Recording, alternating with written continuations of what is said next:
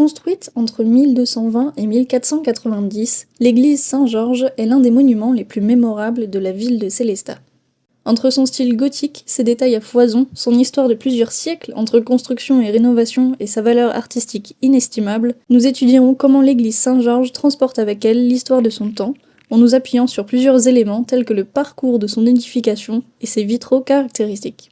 À quelques pas de la bibliothèque humaniste, l'église Saint-Georges n'a pas toujours eu la même apparence. Tout d'abord une chapelle carolingienne dans laquelle Charlemagne se serait recueilli à Noël en 775, ce monument historique se voit modifié et rénové un bon nombre de fois.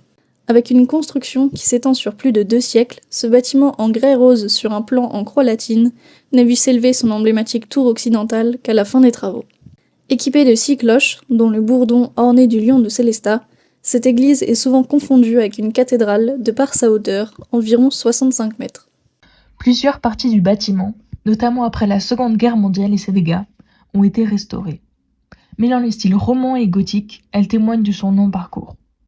Une importante restauration est d'ailleurs en cours depuis janvier 2022, alors qu'une grave dégradation du bâtiment est observée en 2010.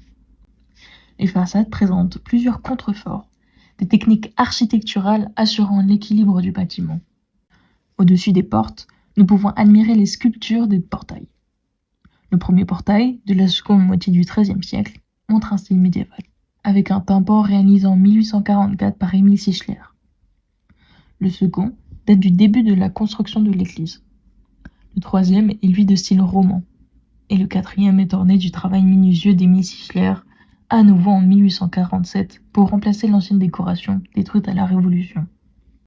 Enfin, le cinquième portail situé sur le massif occidental, une façade de type romaine, est réalisé aux alentours de 1320. Sur chacun réside un morceau d'histoire biblique, comme la Pentecôte ou l'Ascension.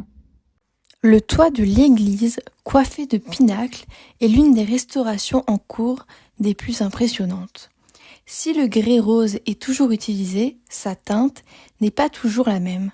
Ainsi, l'un des lourds travaux des ouvriers artistes sur place est de peindre les pinacles réalisés par leurs collègues avec précision pour que leur teinte corresponde le mieux possible au reste du bâtiment.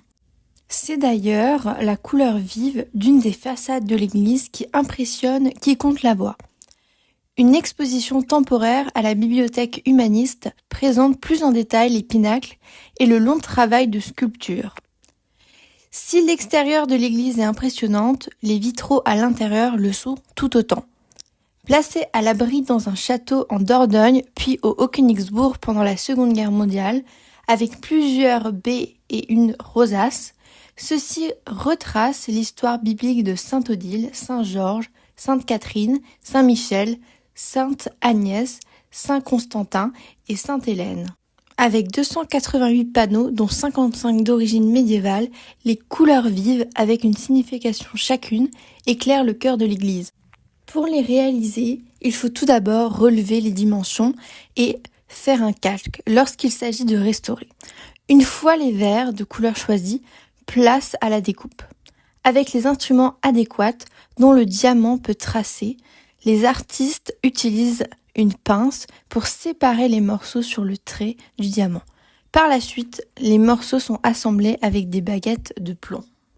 En résumé, l'église Saint-Georges, de par ses styles divers et sa large durée de construction, rénovation comprise, est un monument qui contient une part en elle de chaque époque depuis presque un millénaire.